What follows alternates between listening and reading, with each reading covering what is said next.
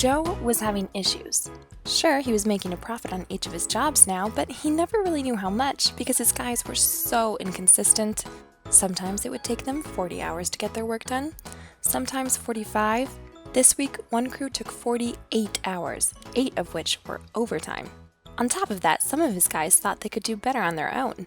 One in particular, Luke, loved the atmosphere and working outdoors, but wasn't happy making $19 an hour for the rest of his life. Plus, his partner, Jake, makes $12 an hour and only does 25% of the work. That night, Joe couldn't stop thinking about the issue.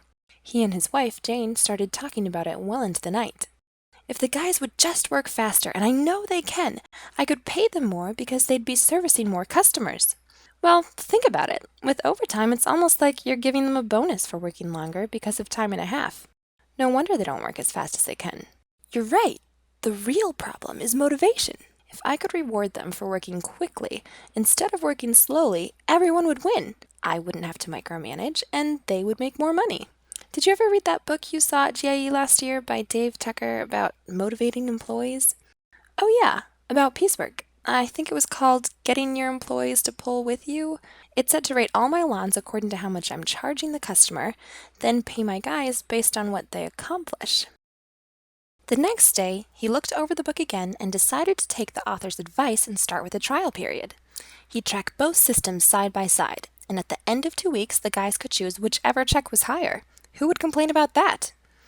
Joe got them together and explained the system. Some liked it, some didn't understand how it would be any different, and a couple hated the idea. The week before, everyone had put in 6 to 8 hours of overtime.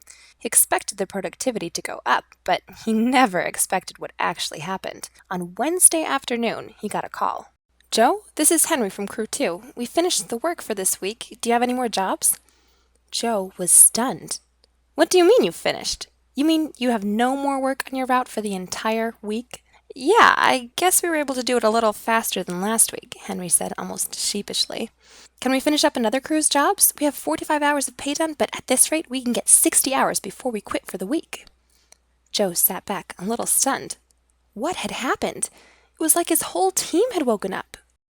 There were a couple of the guys that just did not like the concept.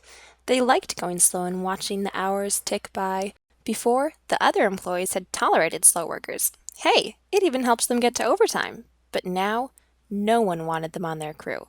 They quit, and the hard-working employees took over their work with pleasure. As the weeks turned into months, the guys started to find new ways of doing things faster. They tightened up their routes, signed up new customers. They were pushing the company faster than Joe had ever been able to on his own.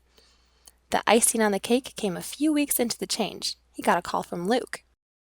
"Hey Joe, I hear great things about what's happening back at your company. I wanted to see if you need some more help.